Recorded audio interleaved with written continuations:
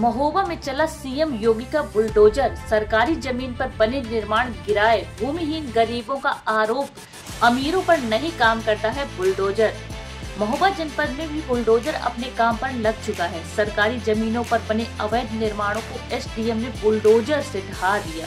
Police की मौजूदगी में तहसीलदार खुद बुलडोजर में बैठकर अवैध निर्माणों को गिरवाते देखे गए, लेकिन बुलडोजर की कार्यवाही से गरीबों में हताशा है। उनका कहना है कि वो भूमिहीन मजदूर हैं जो सरकारी जमीन पर रहकर ही अपने परिवार को पाल रहे हैं। सरकार का बुलडोजर अमीरों पर नहीं चल रहा, बल्कि हम जैसे भूमिहीन गरीबों को नेस्त नाबूद कर रहा है। एसडीएम ने निष्पक्ष कार्रवाई की बात करते हुए हर अवैध निर्माण को गिराने की बात कही है।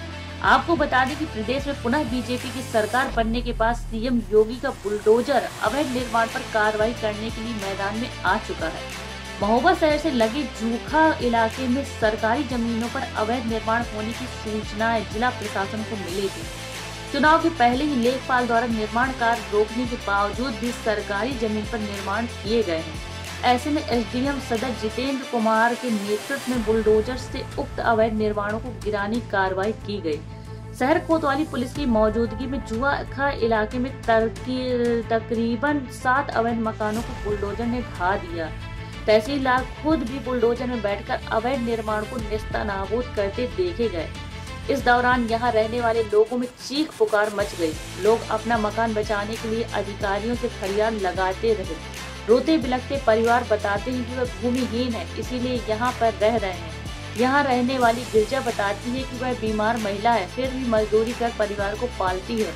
रहने के लिए कोई जगह नहीं है, इसीलिए सरकारी जमीन पर वह अपने बच्चों के साथ रह रही है, लेकिन सरकारी बुलडोजर ने उसे बर्बाद कर दिया, उसका मकान गिरा दिया और वह बेघर हो गई। वह बताती है कि सरकार का बुलडोजर और कानून अमीरों पर काम नहीं कर रहा है और हम गरीबों और भूमिहीनों के ऊपर बुलडोजर चलाया जा रहा है।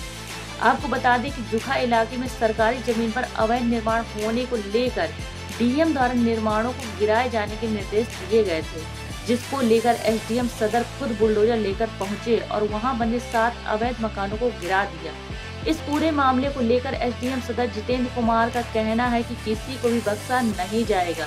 जो भी बगैर नक्शा पास कराए निर्माण करा रहा है या सरकारी जमीन पर निर्माण हो रहे हैं, उनको चिन्हित कर कार्रवाई की जाएगी और सब के ऊपर बुलडोजर चलेगा। मिलेगा सर रहने की सरकारी भूमि के अलावा सर मेरा कहीं रहने के लिए नहीं है। और जो ज्यादा अतिक्रमण करते हैं पैसे वाले हैं सर, उनका कोई सुनाई नहीं है। गरीबों की परेशानी की जा रही है सर, और पैसों वाले की कोई जांच नहीं है, कोई कुछ नहीं है सर। ये वैध मकान थी या अवैध मकान? ये सर तो सरकारी मकान है, लेकिन हमारे पास सर कुछ नहीं है, इसलिए हमने यहाँ रहने की व्यवस्था कर ली थी सर। सबके बने थे, हम भूमिहीन है सर। और जिनके पास जमीन है सब कुछ, वो भी अतिक्रमण करके बेचते भी जा रहे सर, उनका कोई सुनाई नहीं है सर।